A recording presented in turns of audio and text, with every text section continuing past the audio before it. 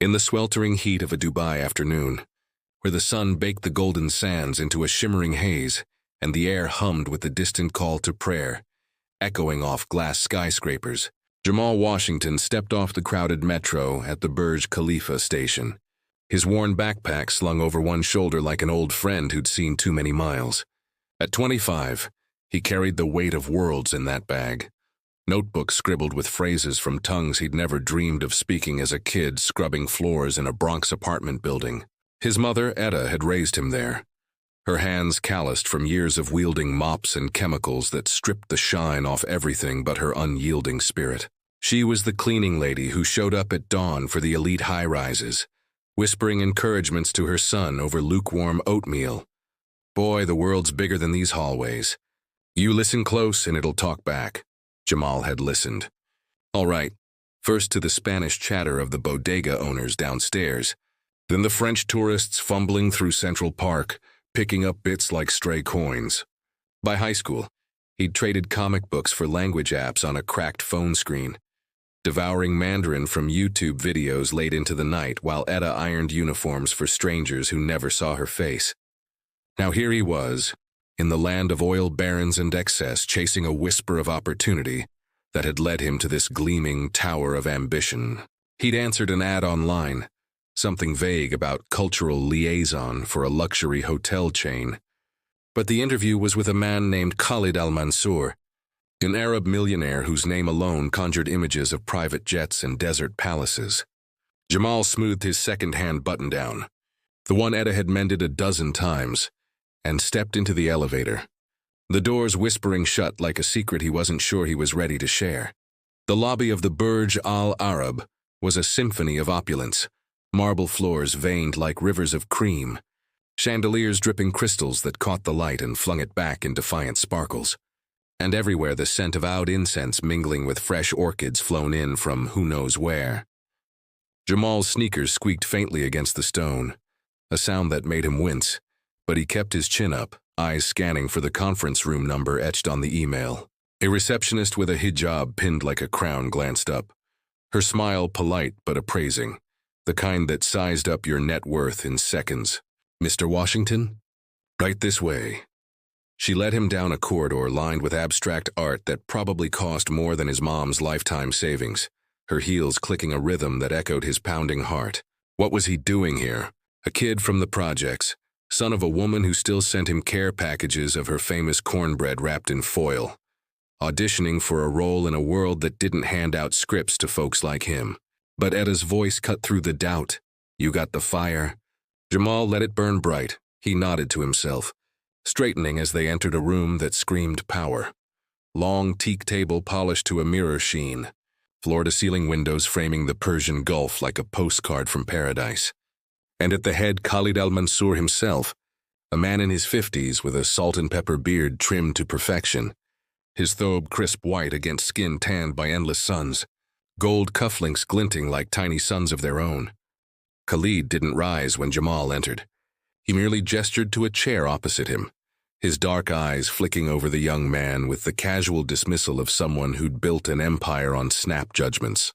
So you're the American, he said, his English laced with the rolling R's of the Gulf, a voice smooth as aged scotch. A stack of resumes lay before him, but Jamal's was already buried under a crystal paperweight shaped like a falcon.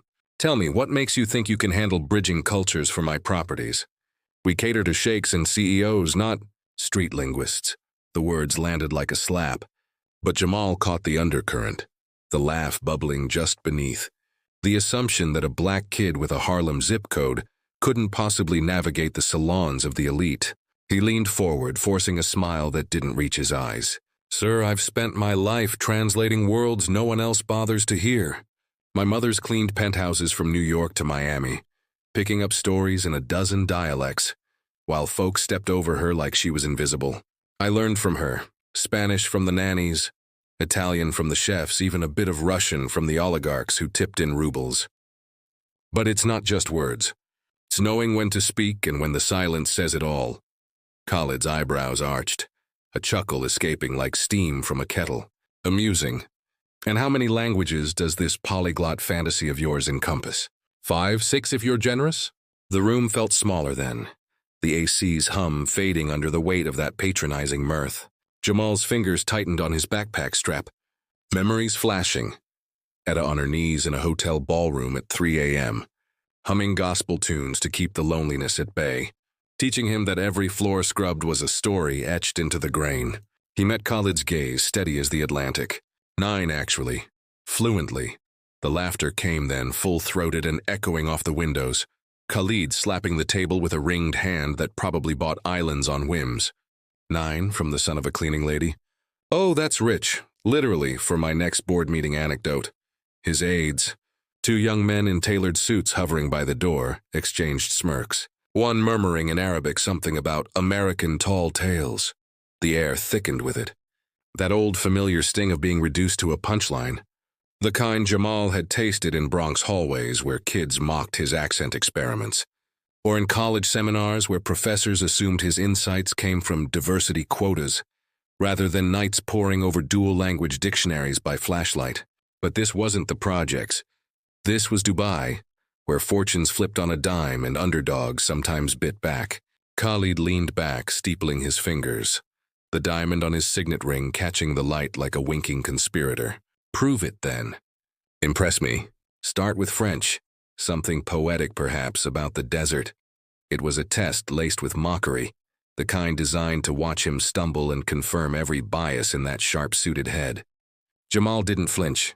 He closed his eyes for a beat, letting the words uncoil in his mind like smoke from a hookah, then opened them and spoke, his voice rolling out smooth and unhurried. Le désert n'est pas vide.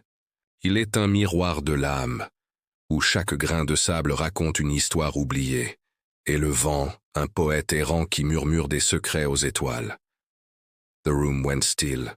Khalid's smirk faltered, just a twitch at the corner of his mouth, as if the words had slipped past his guard like a thief in the night. French, flawless, laced with the cadence of Parisian streets Jamal had walked in borrowed dreams. But one language? Child's play emboldened. Khalid waved a hand, dismissing it with a flick, though his eyes narrowed, curiosity flickering like a match in the wind. Cute parlor trick. Now Arabic, classical if you please. Recite a line from Al-Mutanabi, the poet of kings. The challenge hung heavier now, laced with the weight of heritage, a dare to trespass on sacred ground. Jamal's mind raced back to the mosque in Dearborn, where he'd first heard the Quran's rhythm, blending it with Etta's Sunday sermons, piecing together fuchsia from online forums and late-night podcasts. He leaned in, his tone shifting to the guttural beauty of the ancient tongue. وَمَا الْحَيَاةُ إِلَّا حُلْمٌ طَوِيلٌ وَالْمَوْتُ صَحْوَةٌ قَصِيرَةٌ. Khalid's hand froze mid-gesture, the color draining slightly from his face as recognition dawned. Perfect classical Arabic, the poet's fire captured in a Bronx boy's breath. The aides shifted uncomfortably, their whispers dying like embers. But Jamal wasn't done. He could feel the tide turning. That electric hum when the undercurrent pulls you under and spits you out stronger. And if we're talking modern Gulf dialect, he continued seamlessly, slipping into the lilting flow of Emirati Arabic, it's like the old man at the souk said to me last week, Ya walad, el dunya malyana asrar. Basel li yisma hiya el malik. The world's full of secrets, but the listener is the true king. Khalid's laugh was gone now, replaced by a stare that bored into Jamal like a drill-seeking oil. Who was this kid? Pulling verses from the ether as if he'd been born to them. The millionaire cleared his throat, masking surprise with a sip from a silver-rimmed glass of mint tea. Mandarin next. Business negotiation convinced me to invest in your hypothetical startup. Jamal's pulse quickened, but he rode it like a wave, diving into the tonal dance of Chinese that he'd mastered during a summer gig at a Chinatown restaurant in Philly, eavesdropping on tourists while bussing tables. Vodagungs yang nin dailai wushu yahuisiansheng. Riang woman yikijian li yigelianjie, ixes dongfang de kiaoliang. Yungzishi zoe jichu. His words flowed precise, the rising and falling pitches painting pictures of boardrooms and balance sheets, a pitch that could close deals in Shanghai's neon glow. Khalid set down his glass with a clink that echoed too loud in the sudden quiet, his fingers drumming the table, a tell, Jamal noted, from years of reading rooms like open books. Italian, the tycoon barked next, voice edged with something sharper than amusement. A sonnet fragment. Something romantic to woo a fictional investor, Jamal obliged, his timbre softening to the melodic lilt of Tuscany, words tumbling like Chianti over velvet. Amor, c'è al cor gentil ratto s'invola, simile alla saetta che il tempo vola. The aides were outright gaping now, one fumbling for his phone as if to record this anomaly. But Khalid shot him a glare that silenced the room. Spanish followed, then Portuguese. Jamal weaving tales of Latin American markets, his voice carrying the salsa heat of Miami nights where Etta had once cleaned condos overlooking the ocean. Each language peeled back another layer, exposing the raw nerve of Khalid's certainty. The millionaire's empire built on assumptions now cracking like desert earth under rain. By the time Jamal hit Swahili, the tongue of his distant roots, learned from elders in Harlem's African markets, vibrant and rhythmic as a djembe drum, Asante kwa fursa hii, lakini si mimi peki, maisha yangu yote imenifundisha. Khalid was on his feet, pacing to the window, back turned as the gulf sparkled mockingly below. The laughter from earlier, vaporized. In its place, a storm brewed in those shrewd eyes, the kind that birthed fortunes or buried them. Jamal sat back, chest heaving slightly, the adrenaline a sweet burn in his veins. This wasn't just an interview anymore. It was a reckoning. A son of the soil schooling the lords of the manor. Etta would laugh when he told her boy turning mockery into magic. Khalid whirled back, face a mask of calculation, the beard twitching with unspoken questions. How? A cleaning lady's son scraping by in America's underbelly, and you wield languages like weapons? Tsk. Improbable. Jamal's turn to smile, genuine now, laced with the grit of survival. Improbable's my middle name, sir. Mom cleaned for diplomats, ambassadors crashing in those towers after UN summits. She'd come home with napkins scribbled in German from a drunk attaché, or Portuguese phrases muttered in sleep by a consul's wife.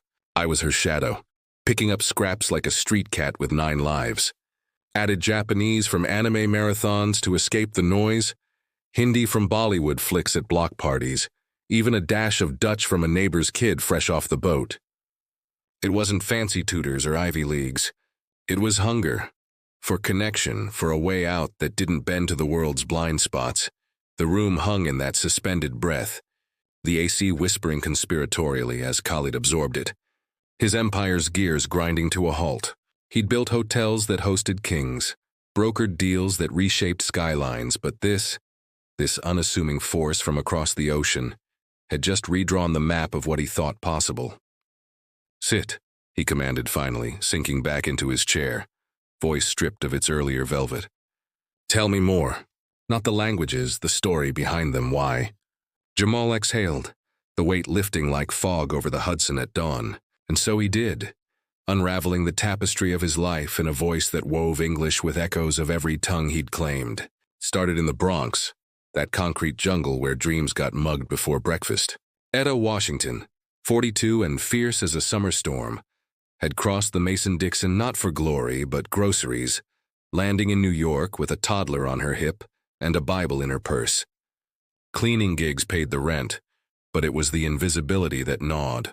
Folks averting eyes as she vacuumed their secrets, trash bins overflowing with invitations to galas she could never attend. Jamal was 5 when he first noticed, trailing her to a shift at the Waldorf, hiding in laundry carts while she polished silver for socialites.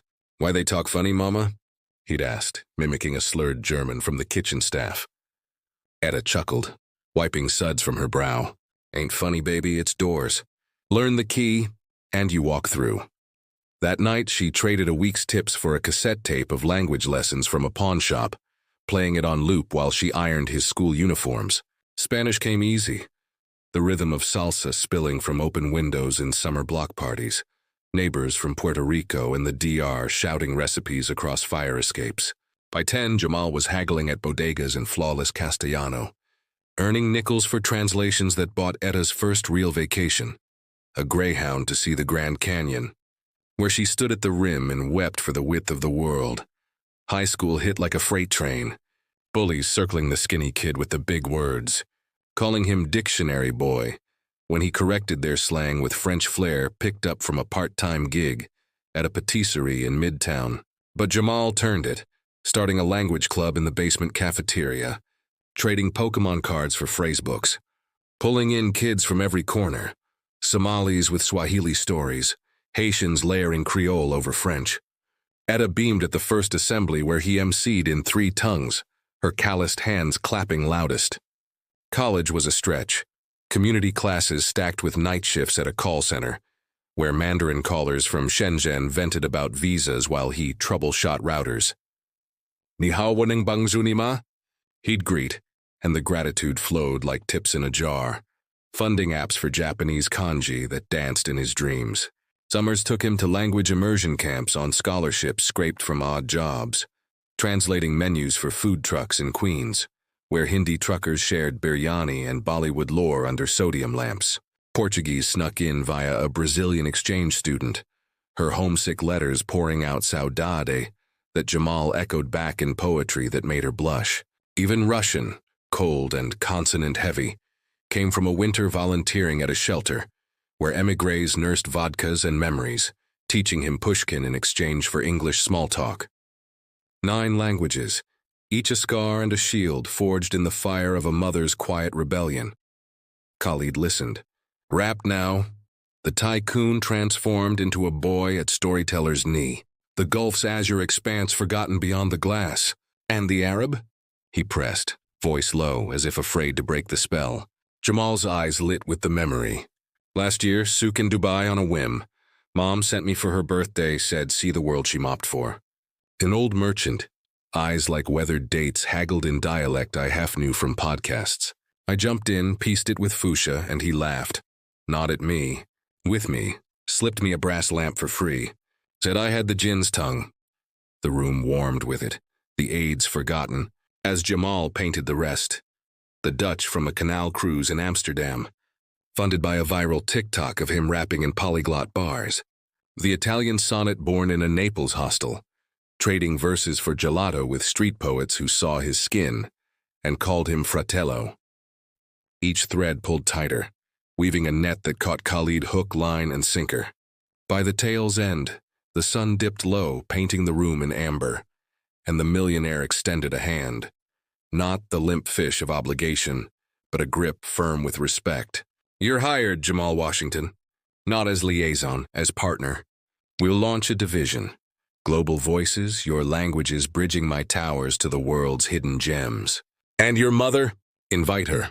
She cleans no more. She consults. The contract signing blurred into celebration. Khalid insisting on a feast at his yacht club, platters of lamb mansaf and falafel piled high. Jamal toasting in rotating tongues that had the waitstaff applauding. News rippled out like sand in wind. The Arab millionaire's protege, son of a black cleaning icon, turning Dubai's elite on its ear. Back in the Bronx, Etta got the call mid-shift. Mop paused as Jamal's voice cracked with joy. Mama, 9 languages got us the key to the kingdom. She whooped, neighbors peeking from doors, and that night the block partied, reggaeton blasting in Spanish, Afrobeat thumping Swahili pride. Jamal flew her out first class, her eyes wide at the Burj's heights, no longer scrubbing but strolling arms linked with Khalid, who bowed low and called her the architect of empires. The deal exploded. Hotels in Shanghai humming with Jamal's Mandarin pitches, Rio resorts alive with Portuguese flair, even a Tokyo tower where Japanese haiku met Harlem hustle. Skeptics scoffed at first. Flash in the pan, they muttered in boardrooms from London to Lagos, but results silenced them. Bookings surged 40%, diversity hires tripled, and Jamal's face graced Forbes as the polyglot prince, crediting Etta in every interview. She taught me the real translation, turning dirt into diamonds.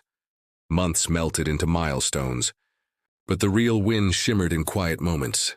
Etta at a gala, no apron, in a gown of sapphire silk. Charming dignitaries with pigeon phrases Jamal had gifted her, laughter bubbling genuine. Khalid, ever the deal-maker, confided over cigars one dusk. I laughed because I didn't see you coming. Now, I see the future. Jamal nodded, the Gulf breeze carrying salt and possibility. 9 languages weren't just words. They were weapons of wonder, bridges built from broken backs, a testament that the son of a cleaning lady could rewrite the script. And as the stars wheeled over the desert, ancient and indifferent, Jamal whispered a 10th prayer, not in any tongue, but in the language of triumph. We rise. But the story didn't end with signatures and spotlights. Oh no, it deepened. Roots digging into soil enriched by struggle. Backtrack to that Bronx winter when Jamal was 16. Snow blanketing fire escapes like forgotten lace, and Etta's cough rattling worse than the subway. Bills piled like drifts, the cleaning company docking pay for slow shifts, her body protesting the endless bends and lifts. Jamal dropped extracurriculars, hustling translations at the UN gift shop, French tourists bargaining for INY mugs, Italian families lost in the lobby. One night, feverish with worry, he binge-watched language docs till dawn, unlocking German's guttural grace from a Berliner's TED Talk. Danke, he'd mutter to mirrors, practicing pitches for odd jobs that paid Etta's meds. It culminated in a fluke, a Russian diplomat's lost wallet, retrieved by Jamal's bilingual charm, earning a 500-ruble reward that covered rent. Etta hugged him fierce, whispering, "Languages are lifelines, baby. Yours just saved us." That seed sprouted wild. Hindi from a Diwali festival volunteer gig, where he mediated between organizers and sponsors, earning samosas and a lifelong auntie in Mumbai. Japanese bloomed in isolation, post-breakup with a college sweetheart, who called his ambitions too scattered, him retreating to samurai films that taught resilience in rising suns. Dubai amplified it all. Khalid's mentorship, a forge hammering raw talent into legend. They launched Voices Unbound, a series of cultural immersions, Mandarin tea ceremonies in Jeddah lounges, Swahili storytelling nights under Parisian chandeliers. Jamal keynoted at Davos, 9 tongues flipping the script on global trade, delegates from Beijing to Brasilia leaning in, biases crumbling like stale pita. Backlash came, of course. Trolls in comment sections sneering affirmative action abroad, old money rivals whispering of gimmicks. But Jamal countered with action. Scholarships for kids like him, language labs in underserved hoods from Atlanta to Oakland, Etta cutting ribbons with hands that once only gripped rags. One viral clip, him schooling a heckler at a Tokyo summit in flawless Nihongo, racked 10 million views. Hashtags like Trust, Polyglot Power trending from Lagos to LA. Etta watched from her new brownstone. Cornbread baking, tears salting the batter. Look at you, boy, speaking the world's truth. And Khalid. The laughter long faded. He became the unlikely uncle, hosting Etta for Ramadan iftars where she traded soul food recipes for date confections. Their banter a bridge of its own. You shocked me, he'd admit over shisha, smoke curling like confessions. Because I saw my younger self in you, hungry, underestimated, devouring every scrap. Jamal would grin, clinking glasses in Arabic toasts. To the cleaners and the kings we become. The empire grew, but so did the legacy, Jamal's foundation. Etta's echoes, funding polyglot prodigies, turning 9 into 900 voices. In quiet hours atop the Burj, he'd call home. Etta's laugh crackling the line. Ain't no ceiling high enough, son. And he'd believe it. Every syllable a victory lap for the black boy who turned a laugh into lightning. Yet woven through the ascent were the shadows that shaped the shine, moments of fracture that tested the tongues. Remember the Paris layover, jet-lagged and alone, when a customs agent in Orly eyed his passport with that cold French scrutiny, demanding papers in rapid fire that twisted into accusation.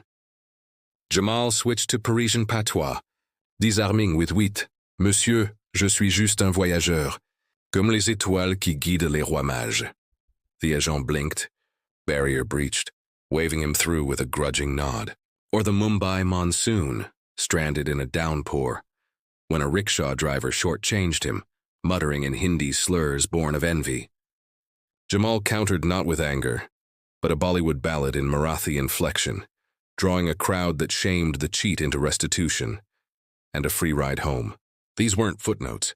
They were the fuel, each slight a syllable sharpening his edge. Back in Dubai, Khalid shared his own scars. Exiled youth in London, accents mocked in Mayfair clubs, building walls of wealth to hide the wounds. "We laugh to keep from crying," he'd say, and Jamal would nod. Their alliance forged in that shared alchemy. The pinnacle came at the World Economic Forum, a glittering gala in Riyadh where sheikhs swirled in bisht robes and starlets in designer drifts. Jamal, tuxedo-tailored by Etta's insistence, "Make 'em see the king, not the kid," took the stage unscripted, the titles echo in his mind. "I speak 9 languages," he began, voice booming through interpreters' mics. "But the 10th is resilience, the dialect of those who rise from rags to rewrite rules." He flowed then. A linguistic cascade, Arabic odes to unity, Mandarin parables of harmony, Swahili calls to kin, 9 rivers merging into one ocean of inspiration. The room erupted, Khalid in the front row, eyes misted, whispering to Etta beside him. "Your son didn't just shock me. He shook the world." Applause thundered like desert storms, deals sealed in handshakes across divides, and in the afterglow, Jamal slipped away to the balcony, Gulf winds whispering approval.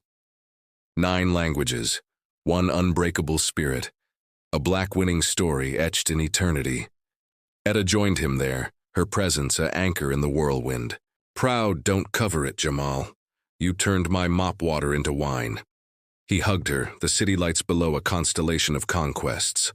From Bronx basements to Burj balconies, the journey looped back, a reminder that every tongue told a truth.